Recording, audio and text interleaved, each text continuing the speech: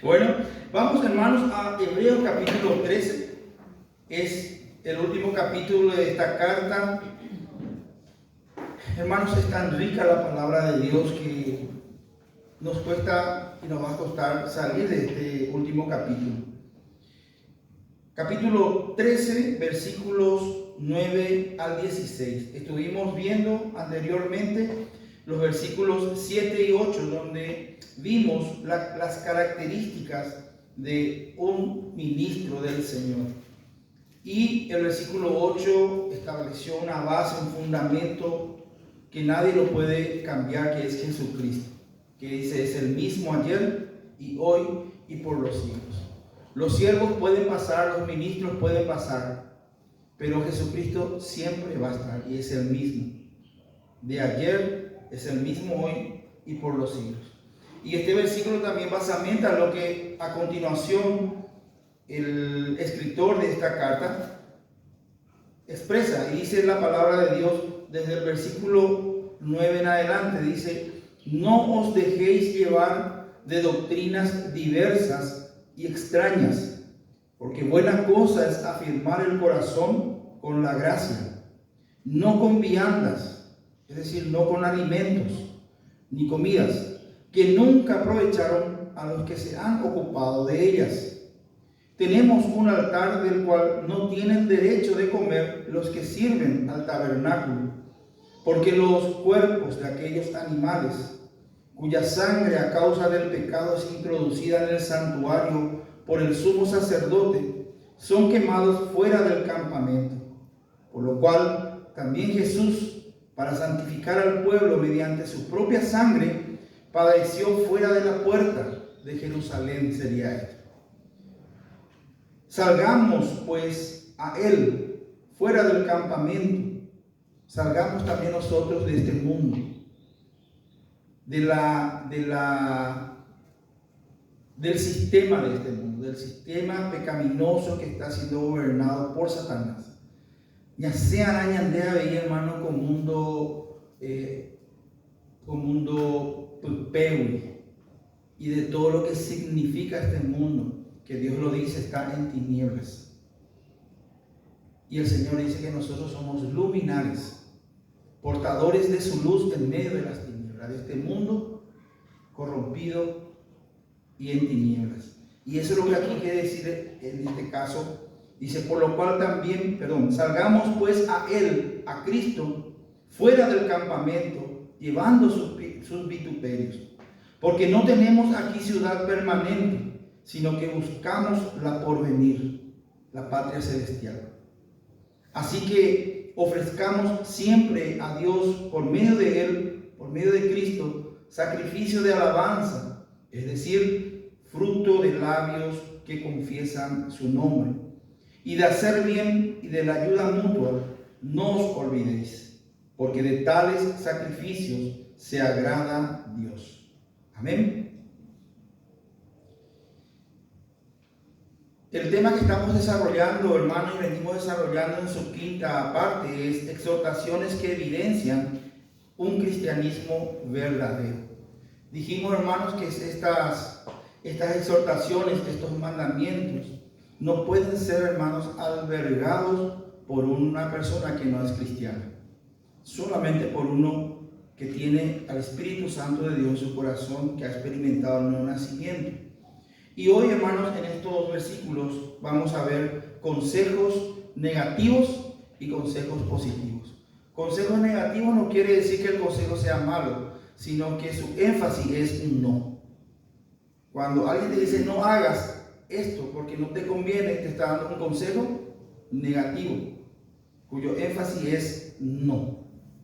Entonces tenemos aquí, justamente en este versículo 9, esos consejos.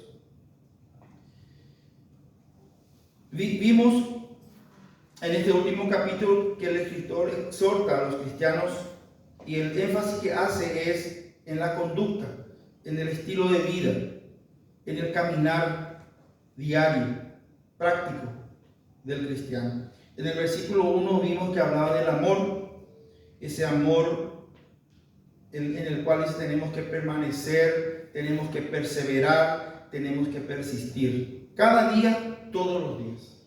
Cada día, todo el día, perdón. Cada día, todo el día. Las 24 horas de cada día, hermano, dice permanecer, y vimos que el énfasis es eso. Que el amor fraternal, hermanos, tiene que estar aún en los momentos más difíciles, donde los sentimientos y las emociones no tienen lugar. O sea, antes, hermano, y tuvo la situación, por Pepe, como decía mi papá, Daiyay, estaba muy enfermo y su señora quiso ponerle música. Y le dijo él, no vaya a poner la música en Daiyay. No quería escuchar, está tan enfermo. Y, hermanos, hay días que es así. Y el verdadero amor, aquel amor que el Señor tiene por nosotros y que derramó abundantemente en nuestros corazones, menos mal, no depende de sentimientos y de emociones. Y ese amor es, hermano, lo que fuimos exhortados a que lo practiquemos de manera persistente, permanente, todos los días y todo el día, a pesar de las situaciones. ¿Es difícil? Es difícil. Porque nuestra naturaleza es egoísta. Nuestra naturaleza es orgullosa. Pero el Señor, hermano, ha transformado nuestras vidas al punto de poder pedirnos con autoridad que el amor sea, hermanos, algo permanente en la práctica. Eso muchas veces significa perdonar. Muchas veces significa callarse. Muchas veces significa perder para ganar. ¿Me entienden? Entonces, y en el versículo 8, el autor de esta carta, el escritor, presenta la inmutabilidad de Cristo. Y estas dos enseñanzas están basamentando todo lo que el escritor va desarrollando como mandamientos prácticos. Y es muy interesante, hermano, porque lo siguiente que vamos a estar estudiando justamente tiene como base que Cristo es el mismo hoy, ayer, por la eternidad. No cambia, nunca va a cambiar, por lo tanto tampoco su palabra. Y vamos a ver el primer consejo negativo que encontramos aquí en el versículo 9. Dice, no os dejéis llevar de doctrinas diversas y extrañas. No os dejéis llevar de doctrinas diversas y extrañas. Y para tratar un poco de profundizar, hermanos, les voy a decir, por ejemplo, el significado de algunas palabras. Llevar. No os dejéis llevar. La palabra llevar, hermanos, significa ser llevado de acá para allá por el viento. Ese es el significado. Que el viento no te lleve de aquí para allá. Ese es el significado de esta palabra. Y leí en una de las versiones, hay una versión que escribió Barclay. Él, por ejemplo, hermanos, dice, no sean llevados de aquí para allá. Dice luego, él pone todito el pensamiento que transmite esa palabra. Y dice, hermanos, también aquí, algo muy importante quiero leer con ustedes. Efesios capítulo 4. Si podemos ir a ese libro, donde el apóstol Pablo menciona que la iglesia y los dones que en ella el Señor ha puesto, en este caso son personas. Ahí el capítulo 4, versículo 11. Veamos, hermanos, los dones que Él ha constituido, que son personas que Él levanta en aquel tiempo y luego en la iglesia de forma permanente. Dice, y Él mismo constituyó a unos apóstoles. Y recordemos que apóstoles ya no hay más, en el sentido de estos 12 que Él había elegido. A otros profetas. Los profetas tampoco, hermanos, ya no hay hoy, porque ya tenemos la palabra de Dios. En aquel tiempo no había todavía el Nuevo Testamento. Entonces el Espíritu Santo de Dios transmitía el mensaje a través de personas a quienes Él dotaba de ese don.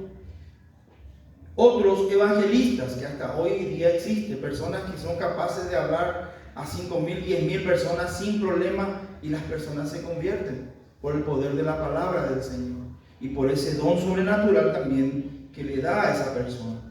A otros, pastores y maestros. Y dice el versículo 12, a fin o con el propósito de perfeccionar a los santos para la obra del ministerio, para la edificación del cuerpo de Cristo, hasta que todos lleguemos a la unidad de la fe y del conocimiento del Hijo de Dios, a un varón perfecto, maduro, a la medida de la estatura de la plenitud de Cristo, que tiene que ser nuestra meta, nuestro objetivo, llegar a que Cristo sea en nosotros cada vez más. Y en el versículo 14 dice que tanto la iglesia y estos dones, que son para que los hermanos, los miembros maduren, tienen un propósito también. ¿Cuál es el propósito? El 14, para que ya no seamos niños fluctuantes. Fluctuantes sería inseguros, llevados por doquiera de todo viento de doctrina, por estratagema de hombres, que para engañar emplean con astucia las artimañas del error. Hermanos, más actual para nosotros este pasaje, imposible. Hermanos, Pablo está diciendo que la iglesia y los dones, estos dones que Dios da dentro de ella, son para que la iglesia vaya madurando, vaya creciendo. Por eso, hermanos, es importante congregarse. Cuando la iglesia se congrega, los dones que el Señor da justamente se ministran. Y el objetivo es madurez. Y la madurez espiritual, hermanos, es para que el cristiano ya no sea arrastrado por diversos y extrañas doctrinas. Por diversas y extrañas doctrinas.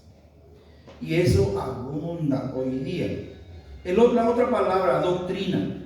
La palabra doctrina, hermanos, se refiere al contenido del mensaje. El contenido de ese mensaje que estoy escuchando. A eso se refiere. La palabra diversos es muy interesante, hermanos, porque significa multicolor, multiforme. Y es tan importante, hermanos, porque lo que está diciendo aquí es que no seamos arrastrados por mensajes que tengan diferentes colores de lo que tiene la palabra de Dios, o diferentes formas de lo que tiene la palabra de Dios. Porque la palabra de Dios, hermano, tiene un solo color. La palabra de Dios tiene una sola forma. Eso es lo que está diciéndonos cuando dice ahí que no seamos arrastrados por doctrinas diversas. Que el hombre es lo que hace eso. Y la palabra extraña, hermanos, es una palabra que ya estudiamos, es xenos, que es extranjero, ¿se acuerdan? Que hospedemos a los xenos, a los extraños, a los extranjeros. Pero aquí el énfasis, hermano, está haciendo a algo desconocido y a algo extraño. ¿Desconocido por quién? Por Dios. Dios está diciendo que no seamos arrastrados por doctrinas desconocidas por Dios, que no son de Dios, y por doctrinas extrañas a Dios, que no vienen de Dios.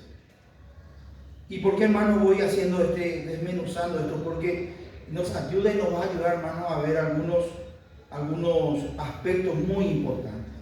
Ahora, dice, y quiero decirles que dentro de ese concepto importante que estamos desarrollando y por el cual estamos desmenuzando estas palabras, está que la palabra de Dios tiene un solo significado. Eso aprendimos nosotros con nuestro profesor Daniel Hermosilla en hermenéutica. La palabra de Dios, hermano, cada palabra que está escrita en la Biblia tiene un solo significado. ¿Cuál es ese significado, hermano? Lo que Dios quiso decir. Lo que Dios quiso decir es lo que significa todo lo que dice aquí. Pareciera ser algo redundante o algo obvio, pero no, hermanos. Porque el maestro de la palabra, el que enseña la palabra, y cada uno de nosotros que tenemos la oportunidad de predicar, ya sea en forma personal o desde un púlpito, hermanos, tenemos el trabajo, la responsabilidad de procurar conocer qué quiso decir Dios o qué quiere decir Dios con lo que está diciendo. Y para eso, hermanos, hemos aprendido que no tenemos que complicarnos mucho. Dios si quiso dar a conocer algo, es evidente que utilizó el lenguaje nuestro, justamente para que sea claro para nosotros. Y utilizó muchas cosas. Entre ellos, por ejemplo, hermanos, algo que aprendimos y que tenemos que tener en cuenta, cada uno de nosotros, es que la palabra del Señor se tiene que tratar de interpretar literalmente. Literalmente, de forma llana. Dios, al manifestarnos su voluntad, no creo que haya sido su intención esconder de nosotros su voluntad, ¿verdad? Es evidente que tiene que ser lo más claro posible, pero hay que estudiar. Literalmente dice lo que dice. Por ejemplo, Pablo dice, Pedro caminó sobre el agua. ¿Qué significa eso? Que pisó el mar cuando Jesús le dijo, ven, le dijo. Y él pisó, se bajó, dice, de la canoa, de la lancha, lo que sea. Pisó el agua y caminó, dice. Y de repente hay intérpretes que le buscan la vuelta para darle un significado al agua, darle un significado a la lancha, darle un significado al viento. Literal, hermanos. Literal. ¿Para qué complicarnos? Eso significa, eso está en Mateo 14, 29, así dice. Y bajó luego de él, no me acuerdo cómo menciona la embarcación, y Pedro caminó sobre el agua. El otro punto que tenemos que tener en cuenta, hermanos, para procurar de nuestra parte, es nuestra responsabilidad conocer lo que Dios quiso decir con lo que está escrito, es tener en cuenta el pasaje contextualmente. Es decir, tener en cuenta lo que dice antes, lo que dice después y lo que dice toda la Biblia.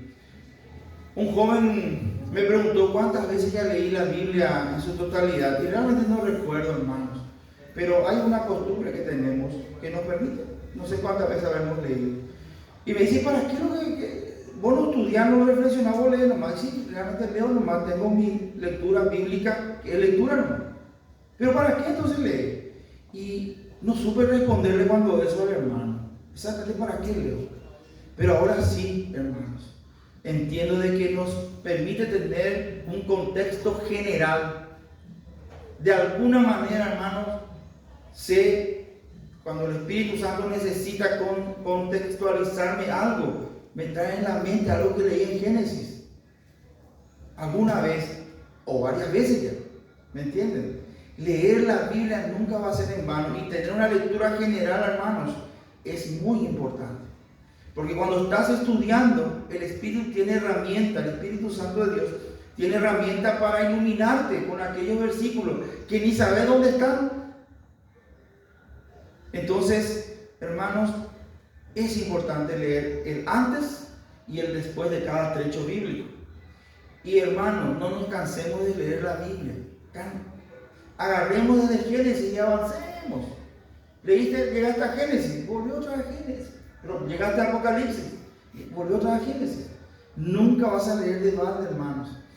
Va a estar tu corazón lleno de la palabra al punto de que, aunque no sepas dónde, el Espíritu Santo va a utilizar en cada situación en que necesite, te va a hacer recordar del pasaje que alguna vez ya leíste o que estás leyendo ya varias veces.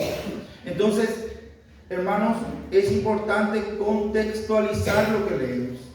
No sacar, hermanos, un versículo de como decía nuestro maestro, de su ambiente. Porque lo que está ahí, hermano, no está de balde. Ese está arrojando luz, le está dando sentido. Por ejemplo, en guaraní me gusta mucho considerar la palabra ja'a. Ja'a en sí puede significar varias cosas. Solo el contexto nos puede ayudar a entender qué significa en esa oración. Por ejemplo, Pedro oñeja'a odubutuhamá calobre. Pedro se está esforzando por alcanzarle a Carlos. Después podemos decir Pedro oja'a calope. Y eso puede significar ya 2 o 3 cosas ya porque no tiene algo claro, le falta. Ahora si decimos Pedro oyagarrapeita oja'a calope, ya sabemos lo que significa por el contexto. Pero la misma palabra, hermanos, está teniendo varios significados. Y lo que dice antes y lo que dice después nos ayuda a interpretar lo que significa. Así mismo es con la palabra. Y eso que nos dijimos, que también puede significar que le estoy remedando a Carlos. Pedro Ágina, algunas veces le decimos Angágina, Carlos. Pero la misma palabra ya está significando otra cosa, otra vez según el contexto. En la palabra de Dios también, hermanos, es muy importante tener el contexto de cada palabra. Especialmente el griego es muy rico, así como el guaraní. Es muy rico el griego. Por algo Dios permitió que a través del imperio griego fuera establecido ese lenguaje como el lenguaje común del imperio. Al punto que cuando vino Jesucristo y vinieron los apóstoles con el mensaje del evangelio, se podía predicar con ese idioma que era común a todos. Como hoy de repente es el inglés en el mundo. Uno tiene que saber inglés un poquitito nomás para que en cada aeropuerto de cada país uno se pueda desenvolver con libertad, con tranquilidad, porque en más que menos en esos lugares son contratados y una de las exigencias es que sepa el inglés, porque es el idioma en este tiempo común. Bueno, el contexto es muy importante. La gramática también, hermanos, es muy importante. Y el maestro, hermanos, está obligado a estudiar gramática, a conocer, a entender un poco de gramática. Porque en la palabra de Dios esos signos son muy importantes. Pero no solamente los signos gramaticales, también de las figuras literarias, está llena la figura literaria, la Biblia. Hay parte del Salmo donde dice, y los montes aplaudieron. ¿Cómo un monte puede aplaudir? No tiene brazos, pero es una figura literaria. O si no, dice, en Isaías dice que seremos limpiados y seremos, si nuestro pecado fuere como la grana, como la blanca nieve. Son figuras literarias que transmiten un mensaje y que tenemos que, con la ayuda de Dios, familiarizarnos con él. Hermanos, entonces, la gramática es muy importante, porque lo que el diccionario de hoy me da sobre una palabra puede ser totalmente diferente a lo que originalmente significaba esa palabra. Entonces el maestro también inclusive tiene que manejar un poco de griego. Todo es trabajo, pero si el Señor le dotó de ese don, Él tiene lo que Él necesita para que el Señor le pida lo que le pide.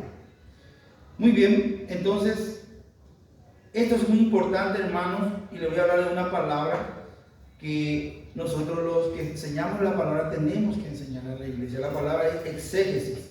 La palabra exégesis significa extraer el significado exacto del autor original. Ese es lo que tiene que procurar ser el que enseña la palabra. Hermano, ya yo pinte, ya abrí. Señor, ¿qué quiere que diga hoy? Abrí, bebé, abrí 8 al azar. No. Demanda, hermanos, trabajo.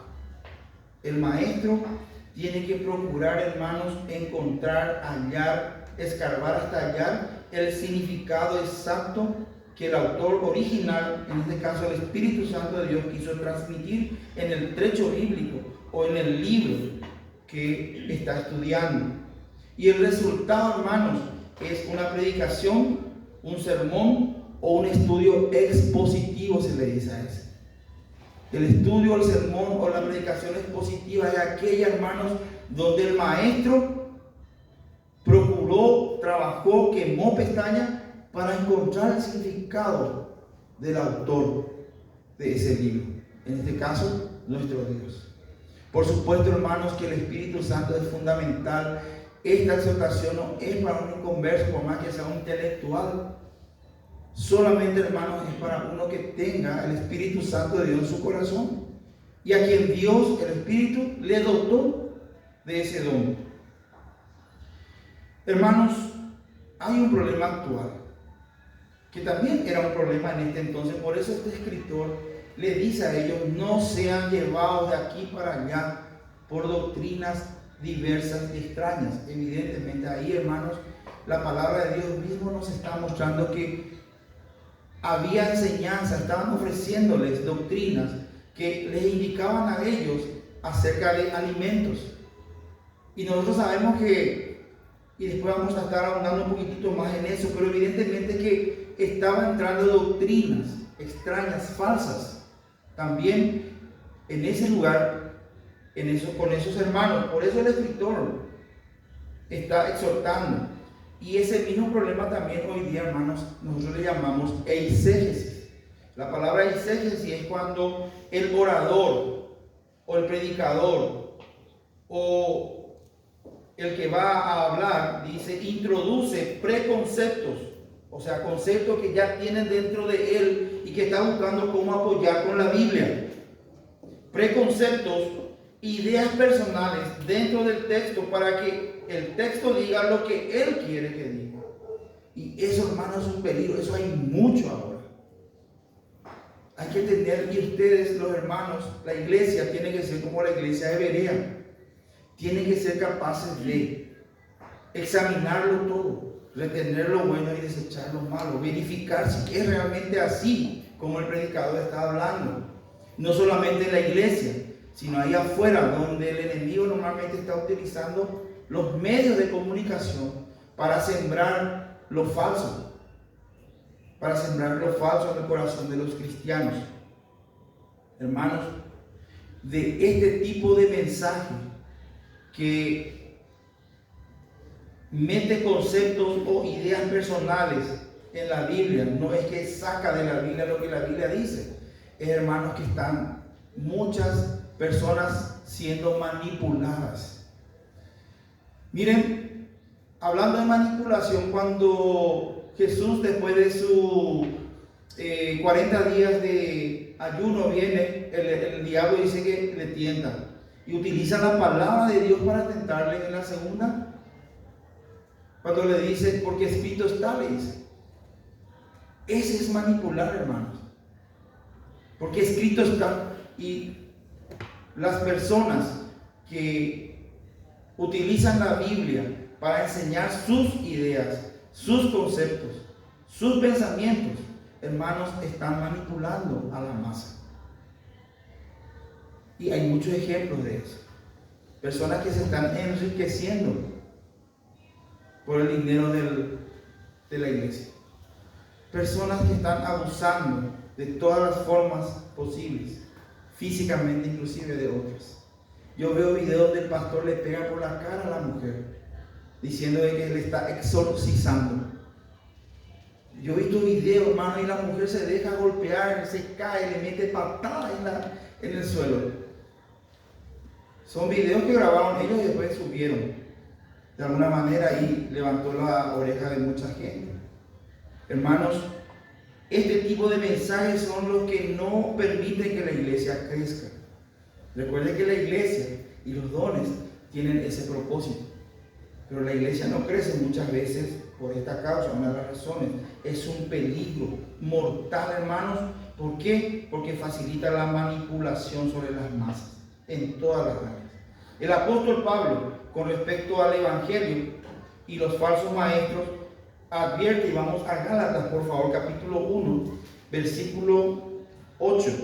Gálatas capítulo 1, versículo 8, donde Pablo, hermanos, no solo advierte, sino que hace una conclusión radical, vertical. Miren lo que dice. Mas si aún nosotros, dice Pablo, ni aún si yo, apóstol, o un ángel del cielo, os anunciare otro evangelio diferente del que os hemos anunciado, sea anatema. En otra traducción dice luego que sea maldito de Dios. Así, hermano, de radical es. Así de serio es esta situación. Este lugar, hermanos, no es para cualquiera. Tampoco, hermanos, la persona que sube aquí a predicar porque es mejor que los otros. No, sencillamente es por la misericordia de Dios y por la gracia de Dios que le dio un don que tiene que ministrar. Y la gloria no es de la persona, la gloria es del Señor, de Dios. Porque aquí, hermanos, si fuera por merecimiento, este servidor no estaría aquí. Y Dios sabe por qué lo digo. Porque soy un pecador. Sigo pecando contra Dios. Pablo sabía eso y por eso él dice de sí mismo, dice que él fue, por misericordia, fue tomado por fiel para ser puesto en ese ministerio que él desarrolló. Él sabía que no merecía. Y Pablo era, hermano, una eminencia. El Señor era una persona que por sus logros personales podría ocupar un puesto en el estatus más alto de la sociedad judía. Pero Él dice: lo tengo por basura, no sirve para nada. Lo único que a mí me hace algo en este mundo es Cristo. Dice Él, siendo lo que era, humanamente. Entonces, hermanos, tener mucho cuidado es un peligro grave. Por eso esta exhortación, hermanos, que aquí no os dejéis llevar de doctrinas, de enseñanzas diversas y extrañas, es muy importante. Se está consumiendo mucho a través de internet, muchas cosas. Vamos a seguir hablando. Segundo consejo negativo, dice: no con viandas, no con comidas que nunca aprovecharon a lo que se han ocupado en ellas. Y es evidente que aquí, hermanos, el autor, el escritor, está haciendo énfasis en las leyes alimenticias de Levítico capítulo 11, donde el Señor manda: esto no comerán, esto comerán, esto no comerán, esto comerán. Ustedes pueden revisar después, Levítico capítulo 11. Pero cuando dice también que no tenemos un altar del cual no tienen derecho de comer los que sirven, y hace mención de aquella sangre y del cuerpo que es quemado fuera del campamento, está haciendo referencia de ellos tenían una vez al año, los sumos sacerdotes presentaban el sacrificio de un animal, primero por sí mismo, por el pecado del sumo sacerdote, y luego por el pecado del pueblo. Famoso se le conoce como Yom Kippur, el día de la expiación. Y hace mención de esto: ese animal no era comido, era quemado fuera, porque estaba representando el pecado de todo el pueblo. Está haciendo también memoria de esos alimentos rituales que los sacerdotes podían consumir según las leyes alimenticias. También son alimentos ceremoniales o rituales. Eso van a encontrar en Levítico 7, versículos 5 y 6. En el libro de Números, capítulo 18, versículos 9 y 10, por dar, y si quieren anotar y verificar, y háganlo, hermanos, como los debería, vayan a verificar. Se estaba refiriendo aquí el autor justamente a comidas rituales y a las leyes alimenticias. Hermanos, tengo que decir que estas leyes eran importantes en aquel entonces.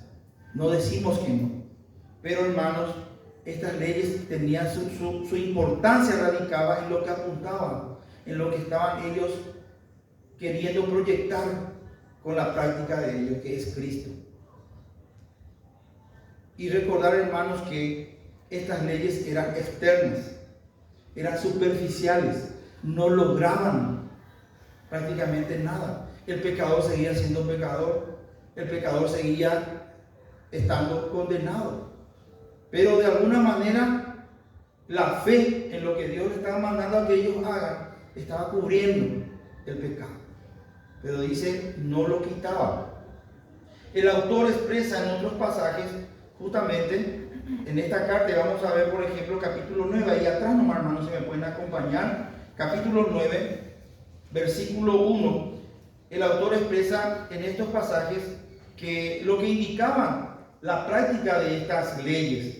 Miren lo que dice el versículo 1, capítulo 9. Ahora bien, aún el primer pacto tenía ordenanza de culto y un santuario terrenal. Y vamos ahora al versículo 9. Lo cual es símbolo para el tiempo presente. Lo cual es símbolo. Estas leyes, las prácticas de estas leyes estaban indicando algo, estaban representando algo, estaban simbolizando nomás algo, estaban representando. Vamos ya a otros pasajes más. Hebreos capítulo 10, versículo 1. Porque la ley, teniendo la sombra de los bienes venideros, no la imagen misma de las cosas, nunca puede ser, por los mismos sacrificios que se ofrecen continuamente cada año, hacer perfectos a los que se acercan. Eran importantes, pero no lograban, no tenían ese logro, ese objetivo claro que Dios quería alcanzar. Eran sombras nada más. Era la sombra de lo real, eran la sombra de lo perfecto. Eran las sombras de lo verdadero. ¿Y quién es el verdadero? Cristo. Entonces, estamos nomás diciendo por qué aquí el autor está exhortando a que los cristianos de aquel tiempo no tuvieran que caer nuevamente, no tuvieran que estar corriendo nuevamente detrás de las sombras, sino más bien detrás de lo verdadero. Y aquí encontramos, hermanos, que todas estas leyes rituales, ceremoniales, apuntaban al verdadero, a Cristo. Todas las leyes ceremoniales o rituales son, y es algo importante lo que voy a decir, hermanos, hoy día es muy importante esto, que todas las leyes ceremoniales y rituales fueron superadas en Cristo. A partir de Cristo yo ya no tengo que. Y justamente, hermanos, las doctrinas extrañas y diversas tienen ese énfasis. Se ocupan de cosas de las leyes y hay que tener mucho cuidado. Es evidente que una doctrina falsa estaba siendo ofrecida a los hermanos en aquel tiempo. El autor les dice que ningún provecho tiene lo externo. Otra cosa importante: no comas, no bebas, no toques, no mires. No tiene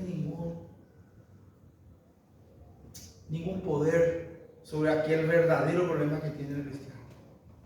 Y que lo mitad más ese de caliente me amantoli y espiritualmente me amantoli, pero Pepe opa. A veces entre las cuatro paredes puedo estar haciendo un pecado grave, pero yo me muestro externamente de una manera. Por eso, hermano, que lo externo a Dios no le convence. Dios no mira, dice, lo que mira el hombre. Dios mira el corazón, dice en Samuel. Pablo, hermanos, exhorta a los hermanos con este mismo tenor. Vamos a Colosenses, capítulo 2, por favor, versículo 16 en adelante. Miren lo que dice el apóstol Pablo a los hermanos de esta iglesia y a otras iglesias donde se leyó esta carta. Esta es una carta circular que Pablo quería que se lea en las iglesias locales. Y dice el versículo 16, si podemos prestar atención. Por tanto, dice, nadie os juzgue en comida o bebida, o en cuanto a días de fiesta, lunas nuevas o días de reposo, todo lo cual es sombra de lo que ha de venir. ¿Y quién era el que iba a venir? Cristo. Pero el cuerpo es de Cristo. Nadie os prive de vuestro premio afectando humildad y culto a los ángeles, entremetiéndose en lo que no ha visto, vanamente hinchado por su propia mente carnal, y no haciéndose de la cabeza, en virtud de que en todo el cuerpo, nutriéndose y uniéndose por las coyunturas y ligamentos, crece con el crecimiento que da Dios, y la cabeza es Cristo, la fuente inagotable de nuestra gracia. Pues si habéis muerto con Cristo en cuanto a los rudimentos del mundo. ¿A qué se refieren los rudimentos? No coman, no beban, no miren, no respiren, ahí te morís, ¿verdad? Si no respiras. Hermanos, dice, pues si habéis muerto con Cristo, porque en Cristo se cancela todo eso. La práctica, la importancia de todo eso se cancela en Cristo, porque todo apuntaba a Cristo nomás. Y cuando Cristo vino, todo eso ya quedó anulado. Todas las leyes ceremoniales y rituales. Pues si habéis muerto con Cristo en cuanto a los rudimentos del mundo, ¿por qué? Como si vivieseis en el mundo, os sometéis a preceptos tales como no manejes, ni gustes, ni aun toques, en conformidad a mandamientos y doctrinas de hombres. Porque, hermanos, estas cosas tienen una característica: fueron hombres. ¿Dónde dice en la palabra de Dios que se siga practicando eso? Si uno estudia la palabra, va a encontrar de que en Cristo ya se cumplió todo, se canceló todo. El cristiano ya no tiene por qué vivir detrás de estas sombras de lo verdadero, porque Cristo ya está, Cristo ya es. Cristo es el que te define, me define lo que soy. Ya no necesito hacer otra cosa más que seguirle y servirle, porque soy cristiano, no para ser lo que soy. Yo soy lo que soy solamente por medio de la fe en el Señor Jesucristo. Y terminamos el versículo 23. Tales cosas está diciendo que no solamente son estas que fueron mencionadas. Hay más cosas, hermano, que el hombre va inventando y va poniendo como reglas, como normas. para alcanzar una espiritualidad que no está en esas cosas. Solamente está en Cristo.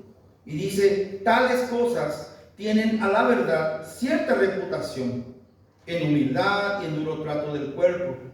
¿Qué es lo que logramos? Qué espiritual que es Antolín. Miran a poco cómo hace, cómo no hace. Pero dice, pero no tienen ningún valor o no tienen valor alguno contra los apetitos de la carne. Normalmente la persona, y hablo por mí, hermano, que es así, que así exteriormente se muestra demasiado espiritual, normalmente tiene pecados ocultos, como los fariseos. Pero los fariseos así moralmente eran casi perfectos. Y Jesús le dice, ustedes son como, ¿cómo le dice? Como sepulcros blanqueados. Por fuera, impecables, hermosos, pero por dentro están llenos de muerte. Y normalmente, hermano, el que tiene este problema está teniendo pecados ocultos. Lo digo por mí mismo. Porque cuanto más legalista yo soy, hermano, es cuanto más estoy escondiendo cosas. Porque quiero mostrar nomás, pues, justamente engañar, manipular. Hermanos, en conclusión, Jesucristo no cambia. Por ende, su palabra tampoco cambia. No debe cambiar. Los hombres lo cambian. Pero Jesucristo y su palabra son el mismo ayer, hoy y por la eternidad. La aplicación sí varía. Y el maestro nos dio también un ejemplo de eso. Que en la aplicación de un significado de la palabra de Dios no podés hacerlo de manera igual con un niño que en una persona mayor. La aplicación siempre va a ser variada, diferente según la realidad de cada uno. Pero la interpretación, el significado, hermanos, es uno solo. Dios quiso decir algo y lo dijo. Y eso el maestro, el predicador, el que quiere compartir un pasaje bíblico, lo tiene que trabajar con la guía, la ayuda del Espíritu Santo y en oración. Los hermanos receptores de esta exhortación del versículo 9, hermanos, necesitaban afirmarse en la verdad. Necesitaban afirmarse en el verdadero. Necesitaban afirmarse en Cristo. Por eso es que el escritor le dice eso. Algunos inclusive necesitaban arrepentirse y volver otra vez. Porque dice la palabra que algunos ya se alejaron por causa de la dureza de su corazón. Ya se alejaron. Y otros estaban ahí ya con los brazos caídos, las piernas paralizadas, dejaron de congregarse. Estoy hablando de aquel tiempo en que el escritor envía esta carta, que es muy actual y muy real, porque hoy día también está pasando esto, hermanos. Hay hermanos que ya se apartaron. Hay hermanos que están empezando a dejar de venir a la iglesia. Hay hermanos a quienes le está entrando el bichito, el gusanito por medio de internet o de algún otro medio de comunicación y que está ya ahí enfermito espiritualmente. Y aquí, hermanos, la exhortación es que, hermanos, nosotros tengamos en cuenta esto. No es la comida ceremonial, es lo que el autor le quiere decir a los hermanos. No es la comida ceremonial, es la que da fortaleza, les va a dar fortaleza. El autor quería que ellos entendieran de que todas estas leyes que estaban ellos recibiendo como una oferta caducaron en Cristo. Su práctica tenía fecha de vencimiento. Cuando Cristo vino, terminó todo en cuanto a la importancia de esas leyes. Y el beneficio, hermano, de aquellas leyes, aun cuando estaban vigentes, no eran provechosas por mucho tiempo. Ni siquiera, hermano, era provechoso por mucho tiempo. Jesucristo es el verdadero, el único que verdaderamente puede salvarnos. Jesucristo es el verdadero, el único que puede reconciliarnos con Dios, con quien estamos en enemistad por causa de nuestros pecados. Hermano, Jesucristo es el único, el verdadero, que puede transformar tu vida y mi vida. Ni venir a la iglesia, a bautizarse, venir a la Santa Cena, nada en sí mismo tiene el poder. Yo puedo hacer todo eso, hermano, y seguir siendo el mismo miserable de siempre. Porque ninguna de estas cosas en sí tienen poder. Solamente Cristo, que no cambia, es el mismo de ayer, hoy y por la eternidad.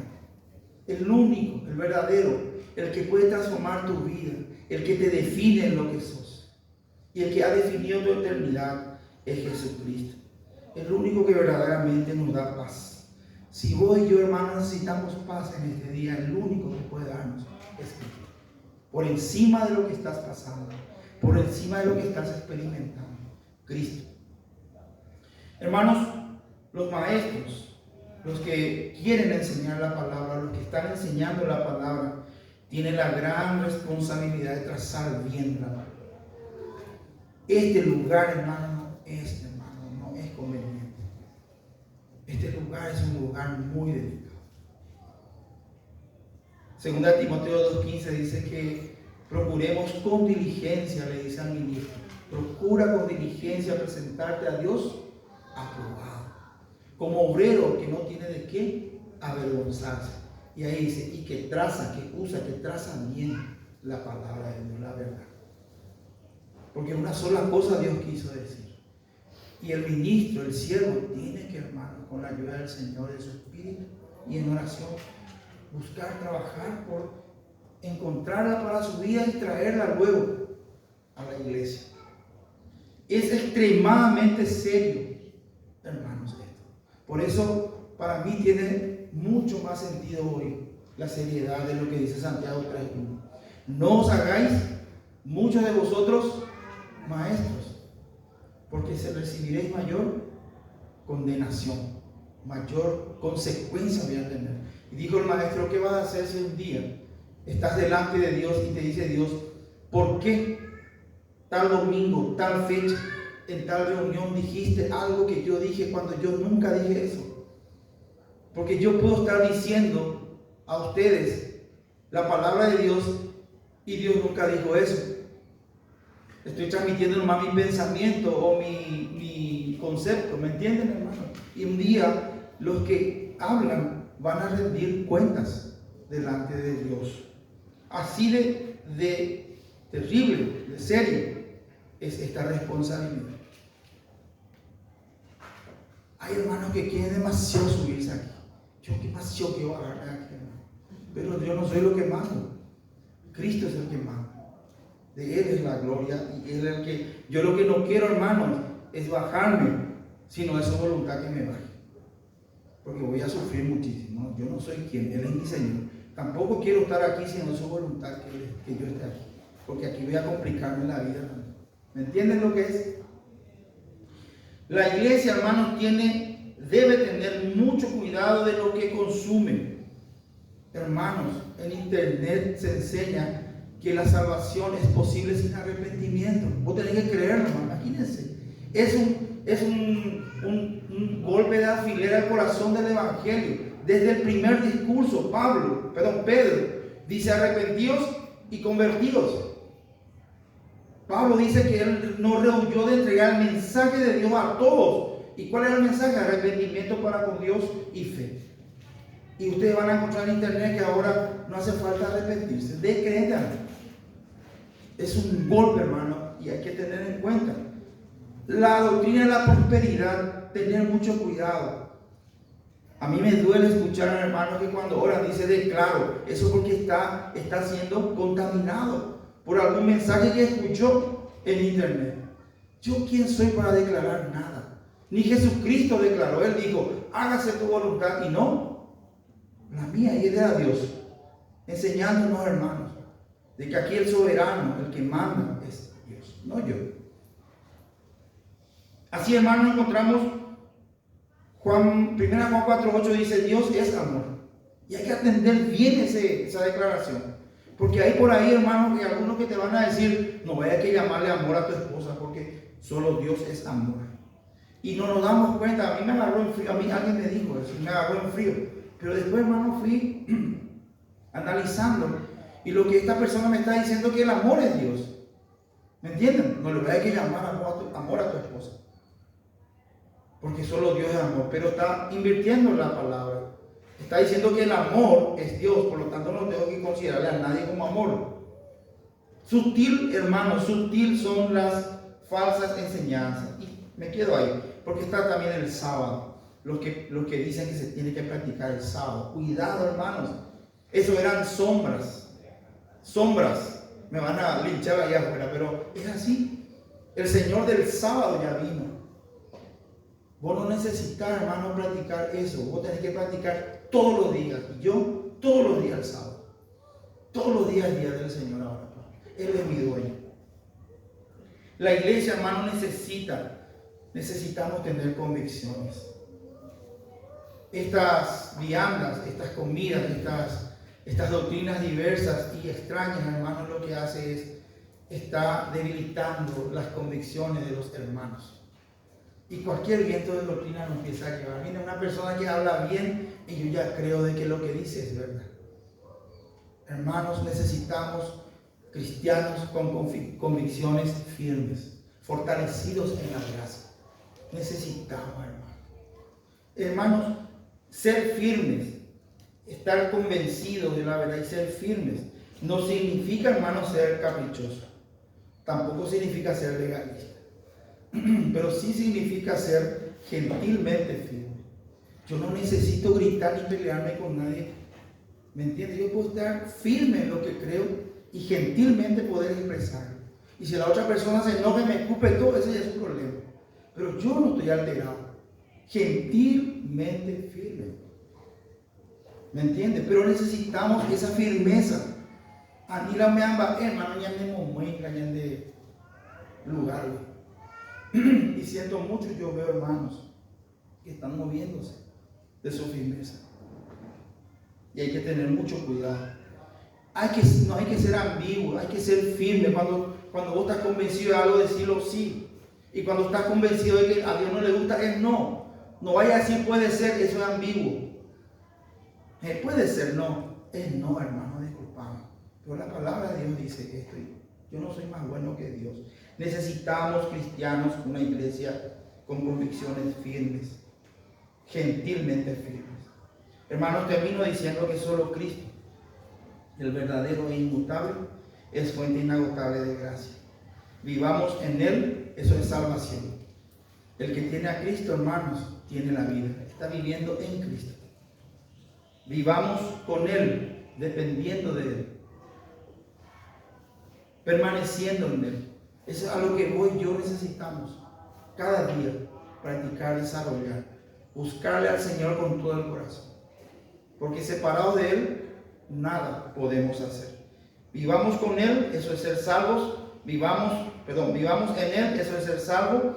Vivamos con Él, eso habla de permanencia y de dependencia. Y vivamos para Él. Adorarle y servirle. Hermanos, el Señor no nos trajo a su pueblo, a su iglesia para estar de bardes. Nos trajo para servirles. Para la obra del ministerio allá afuera, donde hay tanta necesidad. Ayer, hermanos, quiero mostrarles a los padres que me acercaban, agradecidos, impactados por lo que se estaba haciendo. Ni una persona, hermanos, al final de lo que se hizo, tuvieron una actitud así de rechazo. Solo una mamá que nos fuimos con la hermita a su casa para echarle a su hijo que estaba así en la vereda, más sí como quería venir el nene. Y nos fuimos con la hermita para decirle a la señora que nos permita traerle. Y cuando nos vio la señora, ¡fium!, se fue al fondo. Y el nene le metió, ¿dónde está tu mamá? Se fue al trabajo. Le enseñó todo lo que tenía que decir, inclusive. Es la única situación. Después todo el resto, hermanos, agradecidos. Uno me quiso dar plata, entonces yo quiero colaborar con esto. ¿Dónde puedo dar mi aporte? Imagínense, hermanos, el impacto que está teniendo. Ahí afuera está la obra del ministerio en forma personal. En tu trabajo, en tu casa, donde quiera que estemos. Hermanos, vivamos para Cristo. Para aquel que murió y resucitó por nosotros. ¿Cómo? Adorándole y sirviéndole. Amén. Vamos a ponernos de pie otra vez, hermanos, para estirarnos un poco y orar, para terminar.